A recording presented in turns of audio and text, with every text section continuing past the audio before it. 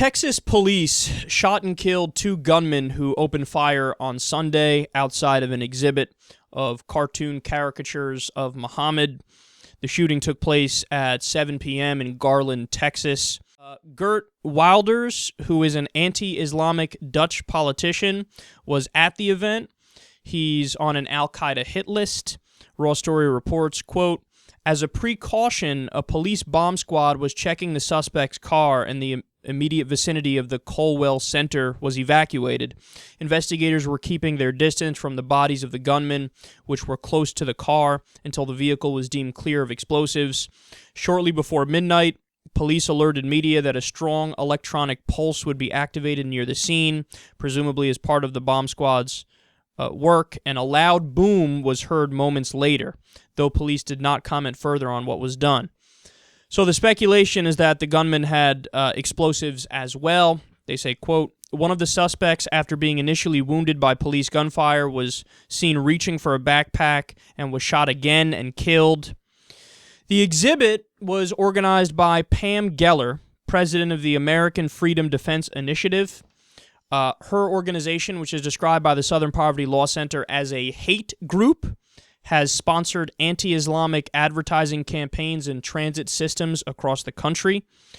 Organizers of the Muhammad art exhibit and contest said the event was to promote freedom of expression. They offered a $10,000 prize for the best artwork or cartoon depicting the Prophet, as well as $2,500 for a People's Choice Award.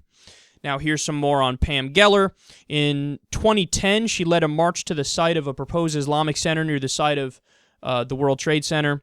She thinks Muslim refugees are a UN plot to take over America. She thinks Obama wants to implement Sharia law. She wants to ban Muslim pilots. She thinks Prince Charles could be a secret Muslim, of course. And she opposed a resolution condemning ethnic cleansing of Muslims in Burma. So we're dealing with a dumb person here. And a hypocrite, because she opposes the religious freedom to build a mosque, but cries religious freedom to draw Muhammad. So don't get me wrong, these are really bad people at this event. Make no mistake about it. The whole purpose was to be assholes. No question about it. They're deep right-wing kooks who are at this event.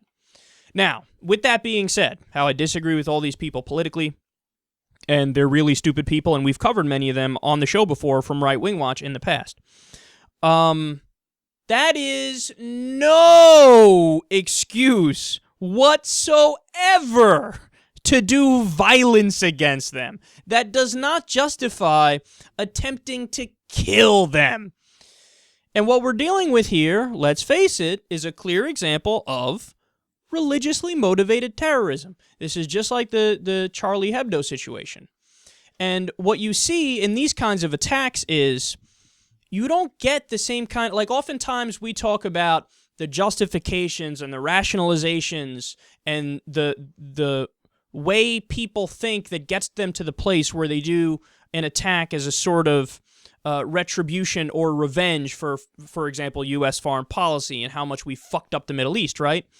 But what you see in this case, as you saw in the Charlie Hebdo case, that's not an excuse. You can't really use that.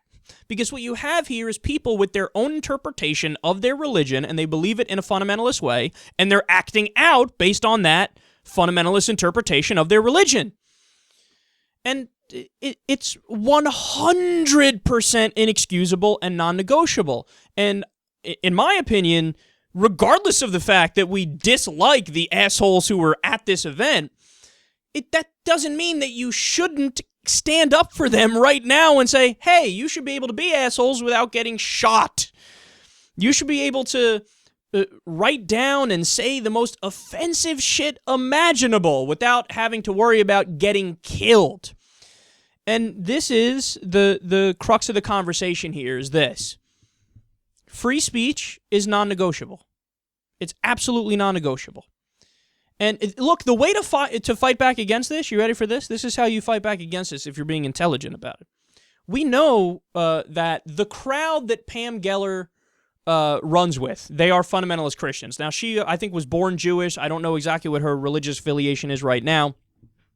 But the way that you get back at this right-wing asshole group is you use speech to counter their speech. You set up some sort of a fucking event in her town with all her right-wing Christian buddies, and you mock Jesus viciously.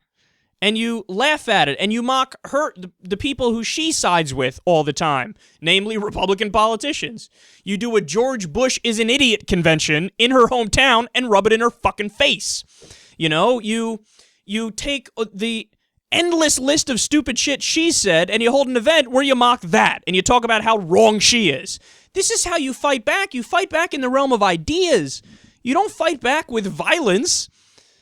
I mean, again, all liberals should stand up in this respect today and say, look, I'm siding with the morons who are right-wing kooks today. Today, I'm on their side and I'm defending them.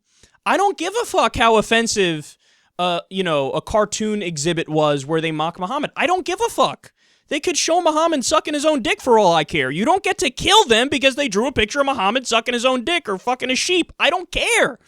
Right? You're allowed to do that in the United States of America. The United States of America does not have a state religion, but here's my state religion, freedom of speech. Freedom of speech is non-negotiable. Freedom of speech is one of those things where I don't care what your disagreement with it is. I don't care if your feelings are hurt. I don't care if you're offended. I don't care if you disagree. You fight bad speech with more speech. And look, again, I understand full well, and we've spoken about it before, there is a big difference between right-wingers who attack Islam and atheists who attack Islam. I think when atheists do it, it's much more intellectual, and they have nuanced arguments to do so. I think when the right-wingers do it, they're just looking for a holy war. I think they're looking for an excuse to do a holy war, and Pam Geller has endless comments about how she wants a holy war, right? So I don't like these people. In fact, I outwardly hate these people because they're also hypocrites because they cry that their religious freedom is taken away if you put a cross of with Jesus on it into a bucket of piss. They say that shouldn't be allowed. So they're hypocrites and they're bad people. But that doesn't, under any understanding of the facts here, give a green light to allow people to kill them. So you're not, there is no... I don't want to see any kind of apologetics. I don't want to see any kind of, but this happened and that happened and that's why people were upset and that's why they acted. No. You're allowed to be an asshole. You're allowed to be a bigot. You're allowed to be, somebody who we disagree with totally politically. You're allowed to be a hypocrite under the law. We'll mock you for it. We'll laugh at you. But you're allowed to do all that stuff and not have to worry about violence done against you. And unfortunately... that's not the place that we're at today. And just one more thing here real quick. This broke just before I came on air. We have the names of the two people involved. Elton Simpson is one, 30 years old, and Nadir Scott or Scoff. I can't read my own handwriting here. I apologize for that. 34 years old, was involved in this. And the FBI, just final thing, the FBI... was tracking one of them because one of them tried to go join a jihadist movement overseas. So here's another angle to this story. I'm so glad the NSA is spying on us because they always prevent the bad things that are going to happen. Wait, the opposite happened. They're like, okay, yeah, we know these guys are bad, so let's keep an eye on them. Oh, look at that, they did a terrorist attack. So you spied on them and you still couldn't stop it. What the fuck is wrong with you? Now, they had increased security at the event anyway, so they were able to stop it before they did really significant damage, which is good. They had increased security there to begin with, though. It wasn't like based on, the NSA spying and the FBI tracking one of these guys, that's why they stopped it. No, they were fucking asleep at the wheel, even though they were supposedly tracking them. So this is another example of how we don't need to trade in our liberties for security. The liberties are also non-negotiable, along with the freedom of speech.